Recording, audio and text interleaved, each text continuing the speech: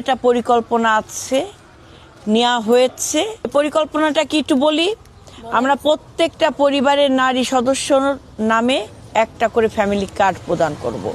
ওই ফ্যামিলি কার্ডের মাধ্যমে আপনি 25 কেজি চাল প্রতি মাসে, 5 কেজি আলু, 2 কেজি ডাল, 2 লিটার তেল, 1 কেজি লবণ আপনি ক্রয় করতে পারবেন সম্পূর্ণ বিনামূল্যে। শুধু কার্ডটা আপনার হাতে থাকলেই আপনি পারবেন।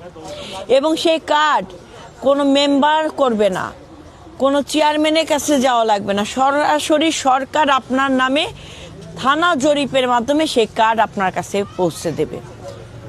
আইডি কার্ড যেমন হয় ঠিক এরকম এখানে আপনার ছবি থাকবে, আপনার স্বাক্ষর থাকবে, আপনার নাম থাকবে। এই কার্ড আপনি ছাড়া আপনার পরিবারের কোনো সদস্য এই কার্ড ব্যবহার করতে পারবে না। এটা কি আপনার জন্য নিরাপত্তা না? আপনার কাছে যদি এই কার্ড থাকে, আপনার ঘরে যদি চাল না থাকে, আপনার হাজবেন্ডের জন্য আপনাকে ওয়েট করতে হবে না। এই কার্ড নিয়ে নির্দিষ্ট সরকারি যে দোকান আছে সেই দোকানে যে আপনি চাল কিনে নিয়ে চলে আসতে পারবেন, মানে কিনে কি চাল নিয়ে আসতে পারবেন। আবার ধরেন আপনি 500 টাকার চাল মানে জিনিস কিনে ফেললেন, আছে আরো কত 2000 টাকা, আপনার মোবাইলে SMS চলে আসবে যে আপনি আরো 2000 টাকা জিনিস এই মাসে ক্রয় করতে পারবেন। তো এটা তো ভালো সুবিধা না? সুবিধা না?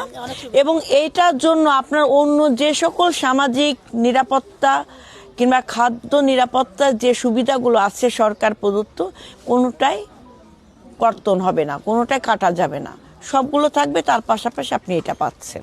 এটা হচ্ছে নারীকে আর্থিকভাবে স্বাবলম্বী করার জন্য বিএনপির উদ্যোগ।